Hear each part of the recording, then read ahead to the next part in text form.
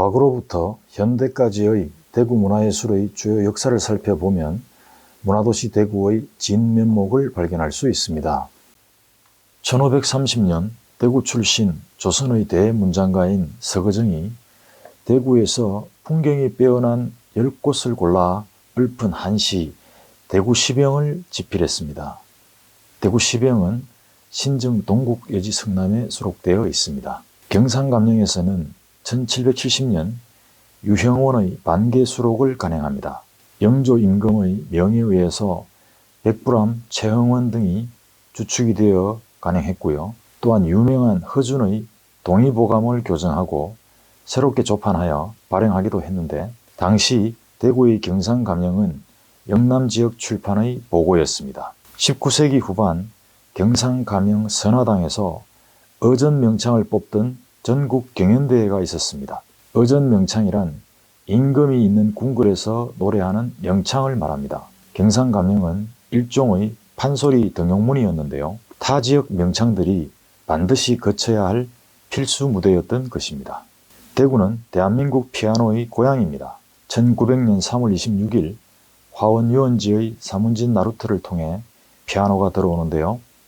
이후 대구는 우리나라 음악 발전의 선구적 역할을 하게 되죠. 1902년 영남지역 최초의 서양식 근대 건축물인 계산성당이 완공됩니다.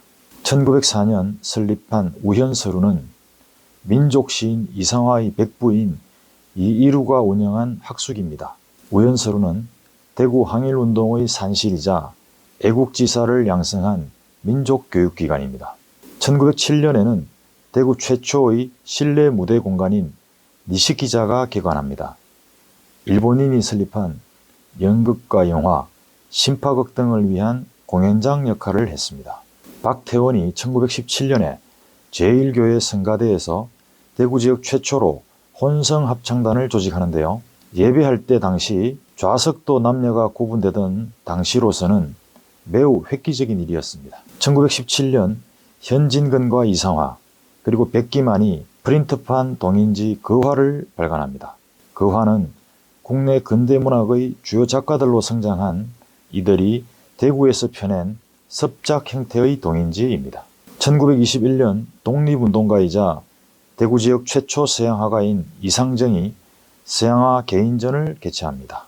민족시인 이상화가 1922년 자신의 최초 작품인 말세의 희탄을 백조 창간호에 발표합니다. 백조는 현진근과 이상화, 박종화 등이 활동한 낭만주의를 대표하는 문학 동인지입니다.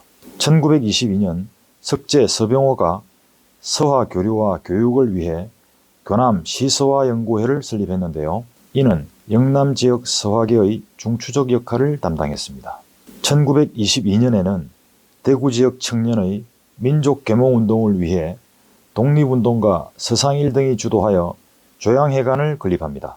조양회관은 당시 유일한 한국인 건축가인 윤학기가 설계한 계몽운동의 산실입니다. 1922년 근대음악의 선구자 박태준이 한국 최초의 가곡인 동무생각을 창작합니다. 대구 출신 박태준이 우리나라 초창기 동요와 최초 가곡을 창작한 것은 위대한 업적이라고 할 수 있겠습니다. 대구에서 최초로 설립된 한국인 자본의 극장을 아시나요? 바로 만경관, 현재의 롯데시네마 만경관입니다. 만경관은 한국전쟁 당시에는 피난민 수용소의 기능을 하기도 했습니다. 1923년 대구 최초의 서양화 작품전인 대구미술전람회를 개최합니다.